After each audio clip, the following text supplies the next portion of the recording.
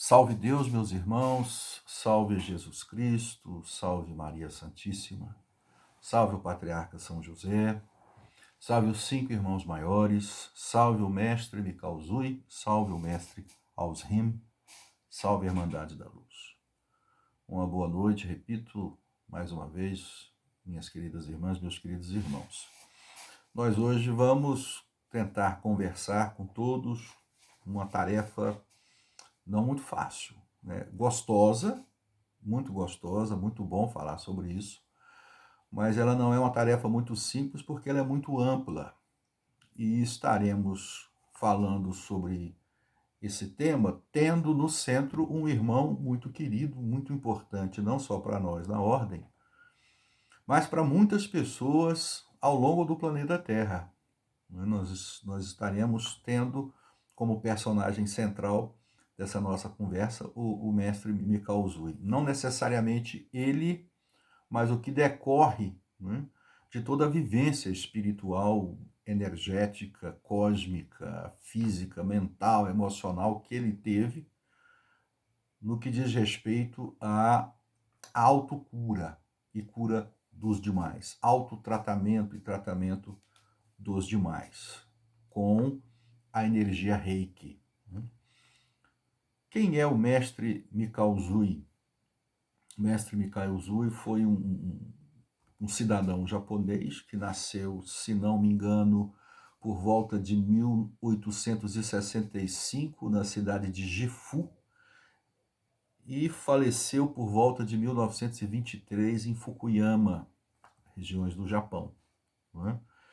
E muito jovem, ele sempre esteve preocupado com o sofrimento humano e como mitigar, eliminar ou resolver de alguma forma esse sofrimento humano através de um tratamento natural, pode-se assim dizer, um tratamento que não se utilizasse, né, de intervenientes externos, né, de natureza alopática ou de natureza, vamos assim dizer, cientificamente elaborada, como a medicina que nós conhecemos.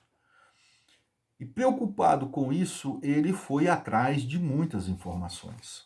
Ainda jovem, né, já adulto também, ele procurou durante muito tempo. Estudou muito o budismo japonês, o budismo chinês. Foi um profundo estudioso do shintoísmo, a religião básica do Japão, né? O Qigong chinês. Estudou tudo o que ele pôde. Teve contato com monges católicos, cristãos e vários outros, sempre focado numa grande questão: o que acontece, como fazer, por exemplo, as curas que Jesus fazia, as curas que Buda fazia e outros grandes iluminados da história da humanidade, simplesmente com o toque das mãos. Ou com algum tipo de posição, algum tipo de postura que interferisse diretamente na vida física daquela pessoa, ou emocional e espiritual, e fizesse com que ela, de forma rápida, de forma breve, readquirisse o seu equilíbrio. E assim foi a vida do mestre Mikao Zui, com muita disciplina, com muito trabalho, com muito estudo, até que, numa determinada altura da sua vida, já até certo ponto cansado de tanto buscar, de tanto procurar, ele resolve fazer uma meditação no Monte Fukuyama. E ele passa lá 21 dias. E durante esses 21 dias ele vive processos muito intensos, até, de fato, no último dia, conseguir penetrar em determinadas frequências e vibrações cósmicas e viver uma experiência muito profunda, onde ele recebe o sentido que tem a relação da energia cósmica e da energia individual juntas, né, no trato da própria pessoa, no trato do próprio indivíduo. recebe também e compreende também como deve ser ativado esse processo e como esse processo deve ser implementado de modo que a pessoa receba esta energia de maneira não invasiva e de maneira sutil.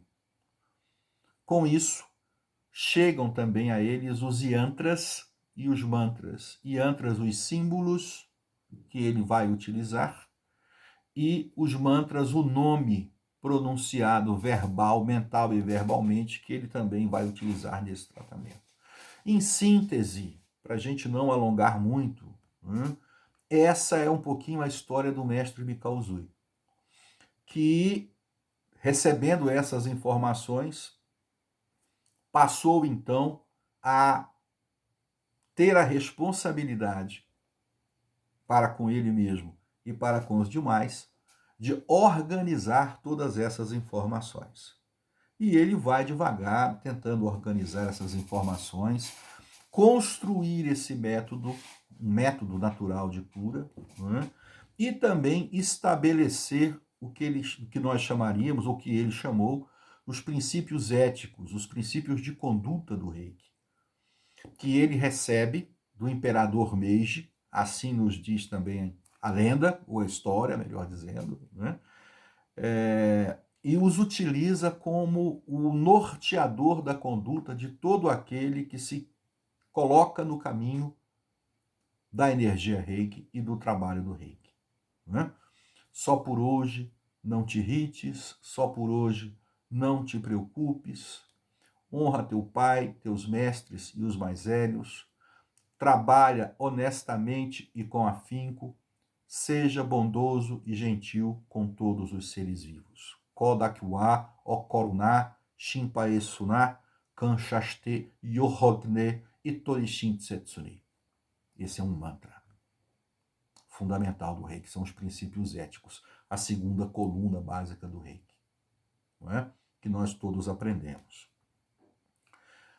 Qual é o objetivo fundamental, então, desse método de tratamento, esse método terapêutico criado pelo mestre Mikao Usui? Atuar no campo físico, no campo mental, no campo emocional e no campo espiritual ao mesmo tempo. Porque nós temos aí a ação da energia sutil. Abrimos um parênteses, então, para dizermos o que não dissemos no começo, né? Rei quer dizer universal e Ki quer dizer energia primária, energia vital, energia básica, aquela que todo ser possui em si. O Reiki, então, junta o fluido vital, a energia, o fluido essencial, o fluido cósmico, a energia fundamental que está presente em todo o universo, que é o próprio universo, com a energia que está presente em cada ser que o anima, que lhe dá a vida. A palavra Reiki quer significar, ou significa, melhor dizendo, a junção destas duas energias. E o método que o mestre Mikao Usui, depois de muito estudar, muito pesquisar e muito meditar e receber, esse método ativa e organiza esta energia de modo a que ela seja utilizada terapeuticamente. É a energia sutil, fundamental, para tratar as pessoas em todos os seus níveis. Para tanto, ele vai construir uma série de posições das mãos sobre o corpo. Na cabeça, 4 posições de cabeça, 4 posições de tórax e uma posição de virilha. Vamos encontrar também posições nos rins e posições nos pés. Nós estaremos passando um PDF mais adiante mostrando essas posições. Mas eu estou apenas lembrando que essas posições são os lugares que as mãos vão atuar justamente sobre os 7 chakras, onde cada um deles estaria representando também, ou está representando também, uma glândula, um espaço de produção hormonal, um espaço de produção energética do corpo, com a função de equilibrá-lo, né? De tornar esse corpo sadio e saudável e que pode ser ativado pela energia Reiki, equilibrando esse corpo, equilibrando essa mente, equilibrando as emoções, equilibrando esse espírito, a fim de que se recupere a saúde. Esse é o sentido da palavra cura quando se fala em Reiki. A recuperação da saúde, o equilíbrio, atingir o equilíbrio. Como é que isso acontece? As nossas mãos, que são uma representante maior de tudo aquilo que o nosso cérebro é capaz de pensar e fazer, as nossas mãos são os lugares por onde essa energia é emitida. No sistema tradicional, nós vamos entender que quando praticamos o Reiki, que quando utilizamos essa energia Reiki, ela é emitida por nós no papel de aplicadores, não só pelas mãos, mas pelos olhos e pelo coração. Se trazemos essa experiência para dentro da ordem, nós vamos perceber que o nosso ser inteiro, o nosso corpo inteiro a emite. E aí eu já faço um segundo passo para que a gente possa compreender esse processo, esse trabalho, esse tratamento dentro da própria ordem. Na ordem, o método do mestre Mikao Usui, os símbolos, os yantras e os mantras que o mestre Mikao Usui nos trouxe, né, são organizados e incorporados a todo o arsenal terapêutico que a ordem possui. Tudo isso é organizado pelos irmãos espirituais. E nós passamos a utilizar esses processos unificados dentro da ordem. Por isso nós não usamos a expressão Reiki. Reiki é um nome de uma prática antiquíssima, uma prática terapêutica antiquíssima, praticada por Jesus e antes de Jesus. Não com esse nome, é claro, mas com esse objetivo: captar a energia universal, unificá-la com a energia pessoal e transformá-la pela intenção e pelo conhecimento em cura e equilíbrio para o outro. O nome Reiki designa um método que um homem praticamente santo, sei que assim podemos usar essa expressão, mas um buscador, um peregrino da verdade, um peregrino do conhecimento, conseguiu identificar no final do século XIX, começo do século XX, no Japão, chamado mestre Mikao Usui.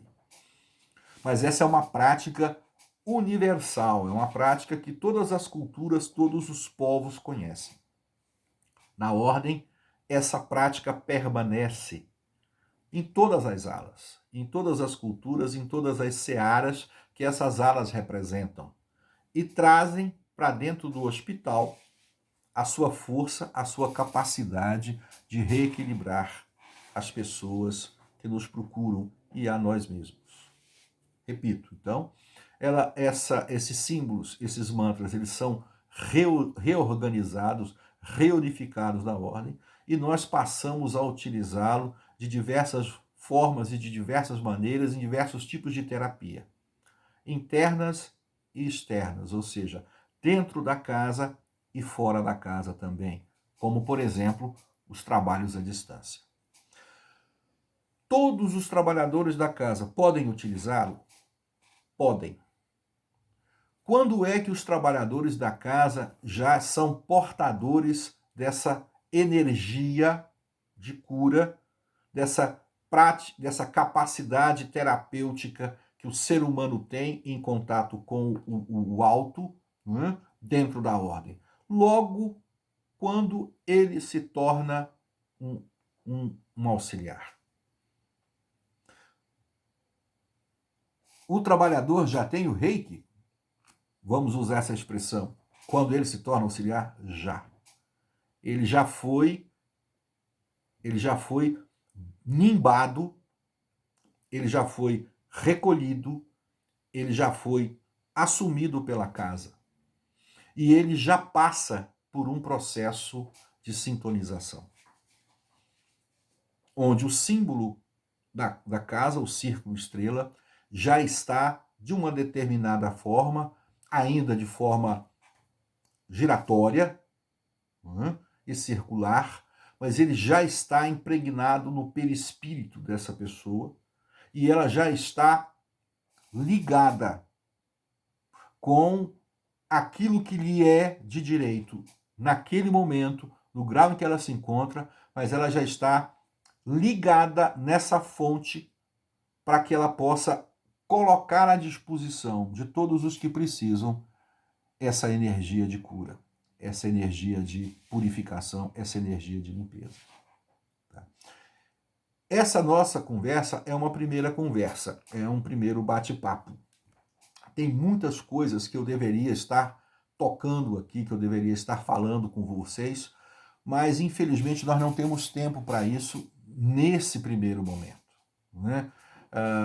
Como é que essa energia funciona, como é que os símbolos funcionam, o que ela produz, o que ela deixa de produzir, aonde ela está presente, onde ela não está presente, devemos ter medo, não devemos ter medo, como se utiliza, como praticar em casa, como praticar na própria ordem, né? Tudo isso nós não temos tempo, não temos como falar sobre isso agora, senão a gente ficaria conversando aí 1 hora, 2 horas, 3 horas, e não é esse o objetivo. Portanto, esse é um aperitivo, vamos assim dizer, né?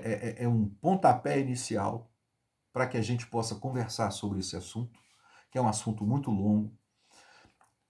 Eu vou estar disponibilizando no grupo da ordem, né, um PDF longo, né, deve ter umas 7, 8 páginas, especificando as posições e o que cada posição em cada região do corpo gera em termos terapêuticos. Peço a todos que leiam com atenção e vejam com muita atenção. Não se preocupem com o fato de nós estarmos falando, utilizando o nome Reiki, muito embora a gente não o utilize na casa. A gente utilize muito mais a expressão energização. Isso não é importante. Não vamos lidar com preconceitos com relação a isso. Né? Não vamos lidar com preconceitos em relação a isso. Podemos usar os dois nomes nesse momento, porque estamos estudando, estamos conhecendo, estamos trabalhando sobre esse assunto. Mas, para encerrar, o que eu peço é que ouçam o que a gente está dizendo aqui apenas para introduzir esse assunto e leiam com bastante afinco, com bastante dedicação, com bastante carinho, os PDFs que nós vamos estar passando para vocês. Eles não podem ser colocados aqui na live, não devem ser colocados aqui, mas leiam com atenção, retirem as suas dúvidas, as experiências que eu sei que muitos de vocês já têm, já possuem, juntem essas experiências, essas vivências, as dúvidas que eventualmente surjam com a leitura do PDF e tragam para a nossa conversa de domingo. Tá bom? Foi um prazer conversar com todas e com todos vocês e eu aguardo essa nossa conversa que vai ser certamente muito mais detalhada e muito mais profunda no próximo domingo. Uma boa noite para todos e muito obrigado.